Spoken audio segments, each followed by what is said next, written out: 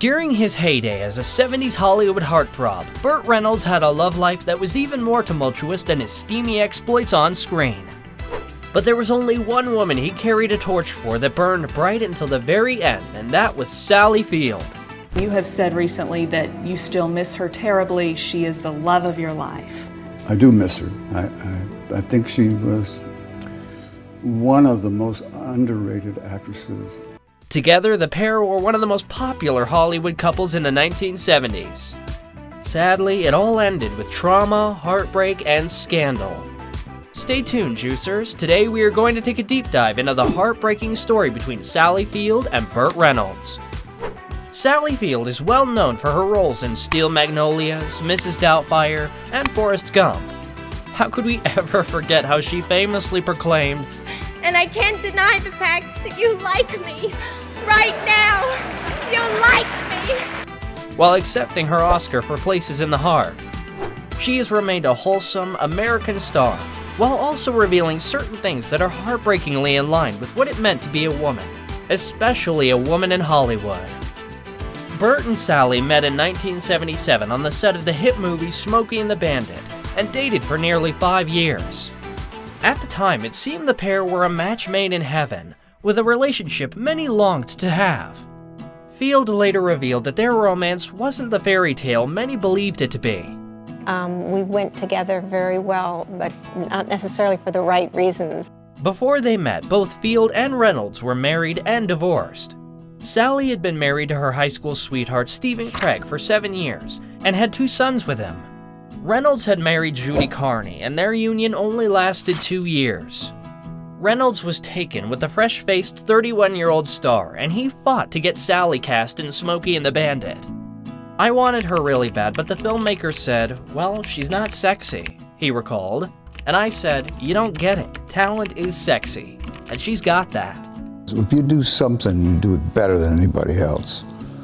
There's a sexiness about it. Once on set, sparks flew fast and furious. Reynolds wrote in his 2015 memoir, "But enough about me." If ever the old cliche chemistry applied, the sexual tension was bouncing off the walls. Sally said she was initially drawn to Burt's swagger and charisma, and described their connection as immediate and intense. "We had known each other about 3 days, 4 days at that point during the filming of Smokey and the Bandit. It was instantaneous, and 4 days felt like 4 years, Sally said in a Good Morning America interview. But that connection didn't come without a cost. It wasn't until almost 40 years later that she opened up about her relationship with Burt. She spoke about how it was a really complicated and hurtful relationship, even though there was a lot of love and care involved. He was who he was, and a man of his time. It included him not wanting her to attend the 1977 Emmys when she ended up winning for her role in Sybil. She described the actor as controlling and distant. By the time they met, the weight of his stardom had become a way for Reynolds to control everyone around him. And from the moment she came into the picture, it was a way to control her too. She believes they were a perfect match of flaws, and she blindly fell into a rut that had been formed in her childhood. Sally first spoke publicly in 2012 about the sexual abuse she suffered at the hands of her stepfather, Jock Mahoney, a stuntman and actor who went by Jocko. It started when she was only 5 years old and continued until she was 14. She said it would have been much easier if she had only felt one thing, if he was just cruel and frightening to her. But he was like the Pied Piper. He could be magical with her family as he entranced them as followers. Sally believes that her childhood affected her relationships with men later on, and that included Burt. She felt as though she was trapped in an old pattern of behavior because she was predisposed. He became a preformed rut from her past, and she didn't know how to get out of it. "I was somehow exercising something that needed to be exercised. I was trying to make it work this time," she said about her relationship with Reynolds. Her past was haunting, as she also had an abortion at 17 years old. Sally's childhood led her to finding herself in compromising situations, especially with men in the film industry. She spoke out about the abuse in Hollywood and even named names, but of course, most of the men deny the stories she tells. The relationship between Reynolds and Field was one full of lust, codependency, and blind love. He made her feel sexy, and she wanted to be everything he had ever wanted. You can see it in our faces. We were deeply entangled. There was some ingredient between us having to do with my caretaking and him needing to be taken care of, she told Diane Sawyer in an interview. It all took a toll on Sally's sense of self. She felt as though she stopped existing. She dressed for him, looked for him, walked for him. The actress disappeared and just became Burt Reynolds' girlfriend instead of Sally Field. She struggled to deal with his prescription drug use and his controlling nature, even when it came to her career. He may have seen it differently and said he was guiding Sally's career while they were together. And I remember I'd be doing my best stuff, trying to get her to go out. And she was doing her very best to shoot me down, and she was winning. He apparently urged her to take the starring role in 1979's Norma Ray, which would earn her a Best Actress Oscar. The couple never moved in together, but throughout their relationship, Burt apparently proposed to Sally several times. She spoke about why she never accepted, saying, "He asked me to marry him many times, but I knew his heart wasn't in it. We'd have ended up just feeling terrible." Reynolds also openly longed to start a family with Field. He wanted a child so badly that he ached, but he had an incredible fear of it too.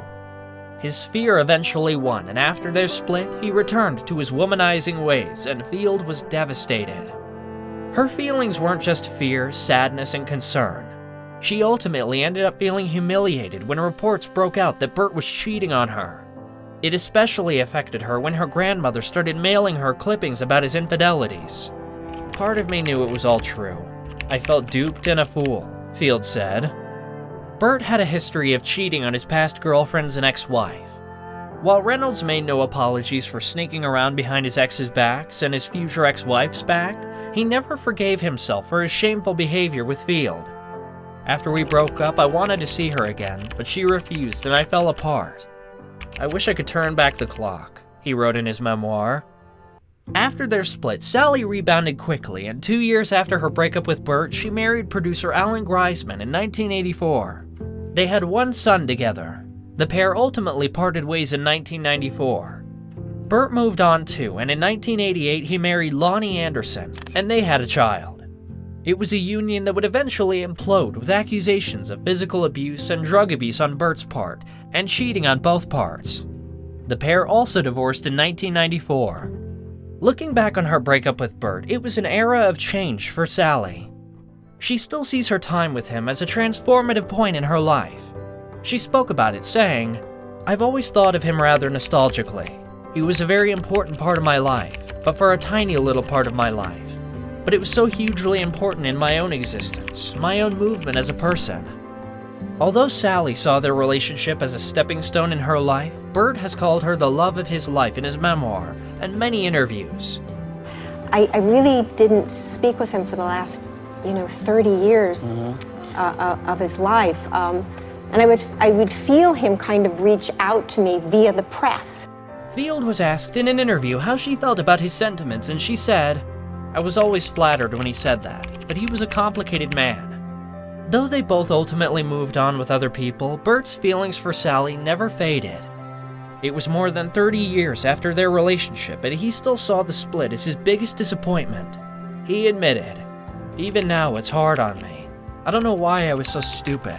Men are like that, You find the perfect person, and then you do everything you can to screw it up." He always regretted that he never made the relationship with Sally work, and always wondered how she felt. That sense of loss never goes away. I have no idea what Sally thinks about it. She could pick up the phone and speak to me, but she never does. Maybe she'll phone me one day. I'd love to have that conversation," he reflected. Sadly, they never did. Burt died at 82 from a heart attack in 2018. After his passing, she was one of the first to make a touching tribute to her ex. She spoke to how he was the most important influence in her life during a formative stage in her career. In a statement after his death, she even called him by an endearing childhood nickname of his, saying, "There are times in your life that are so indelible. They never fade away. They stay alive, even 40 years later. My years with Burt never leave my mind. He will be in my history and my heart for as long as I live. Rest, buddy." How heartbreaking is that? She was flooded by feelings of nostalgia after his death, but was also glad he passed when he did. Burt sadly died with regrets about his relationship with Sally, and she still regrets not having one last conversation with him. This couple has a devastating story that is filled with undying love that lasted until the very end for Burt Reynolds. Sally Field opened up to the world about her past traumas, but she doesn't let it define her. Instead, she is a strong woman because of them today. Sally wrote a memoir titled In Pieces. Burt passed on September 6, 2018, mere days before her memoir was on the shelves on September 18th.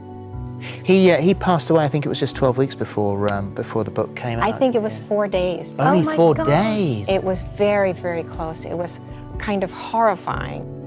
In interviews promoting the book, she admitted that she was glad he would never get the chance to read it or ask questions about the parts of her memoir that recounted their times as a couple. She didn't want him to read the raw passages about her thoughts on him and their relationship, because she knew it would hurt him.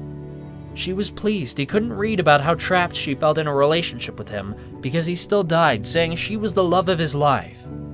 Sally was glad he wouldn't have to defend himself or lash out because he probably would have.